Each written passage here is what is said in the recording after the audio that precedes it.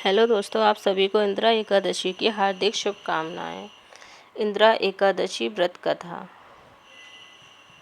श्राद्ध पक्ष में आने वाली इंदिरा एकादशी व्रत कथा है। बोलो श्री कृष्ण भगवान की जय है।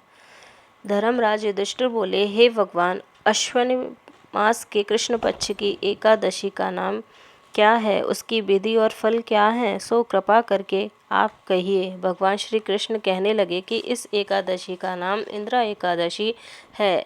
इस एकादशी के व्रत करने से समस्त पाप नष्ट हो जाते हैं तथा नरक में गए पितरों का उद्धार हो जाता है। इसकी कथा को सुनने मात्र से वाजपेयी यज्ञ का फल मिलता है। सतयुग में महिष्मती नाम की नगरी में इंद्रसेन नाम का एक अत्यंत प्रतापी राजा राज्य करता था। एक समय जब राजा अपनी राजसभा में सुखपूर्वक बैठा था, महर्षि नारद आकाश मार्ग से उतर कर वहाँ आए। महर्षि नारद बोले कि हे राजन, आपके राज्य में सब प्रकार कुशल तो है। मैं आपकी धर्मपरायणता देखकर अत्यंत प्रसन्न हूँ। तब राजा ने कहा, हे महर्षि, आपकी कृपा से मेरे राज्य में सब कुशल पूर्वक है। इस पर नारद जी कहने लगे, हे राजन, मुझे महान आश्चर्य हो रहा है। एक समय जब मैं ब्रह्मलोक से यमलोक गया था तो उस समय उस जगह यमराज की सभा के मध्य मैंने तुम्हारे पिताजी को बैठा देखा था। तुम्हारे पिता महान ज्ञानी, दानी तथा धर्मात्मा था। वह एकादशी का व्रत बिगड़ जाने से यमलोक को गया है। तुम्हारे पिता ने तुम्हारे लिए एक संदेश भेजा है कि यदि मेरा पुत्र इंद्रसेन अश्विन मास के कृष्ण पक्ष की इंदिरा एकादशी का व्रत कर उस व्रत का फल मेरे लिए संकल्प कर दे तो मेरी मुक्ति होकर स्वर्गलोक की प्राप्ति हो सकती है। जब राजा ने महर्षि नारद जी के इन वाक्यों को सुना तो उसे महान दुख हुआ और उसने कहा, हे महर्षि, आप इस व्रत की विधि मुझसे कहिए।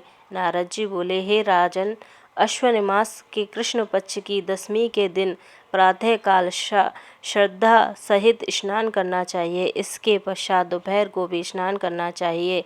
उस समय जल से निकलकर श्रद्धापूर्वक पितरों का श्राद्ध करें और एक समय भोजन करें। रात्रि को पृथ्वी पर शयन करें। दूसरे दिन अर्थात एकादशी के दिन प्रातः काल दातुन करें और स्नान करें। उसके पश्चात भक्तिपूर्वक व्रत का संकल्प करते हुए कहें कि मैं आज निराहार रहूँगा और समस्त भोगों का त्याग कर कल भोजन करूँगा। हे भगवान, आप मेरी रक्षा करने वाले हैं, आप मेरे व्रत को पूर्ण करें। इस प्रकार आचरण करके दोपहर को शालिग्राम की मूर्ति के आगे फलाहार करें और दक्षिणा दें। भोजन में से कुछ हिस्से को गौ माता को दें और विष्णु भगवान की धूप दीप नैवेद्य आदि से पूजा करें तथा रात्रि जागरण करें। इसके उपरांत द्वादशी के दिन मौन होकर बंधुओं सहित भोजन करें। बस यही इंदिरा एकादशी के व्रत की विधि है। हे राजन, यदि तुम आलस्य त्याग इस एकादशी के व्रत को करोगे तो तुम्हारे पिता अवश्य ही स्वर्ग को प्राप्त होंगे। महर्षि नारद राजा को यह उपदेश देकर अंतर्ध्यान हो गए।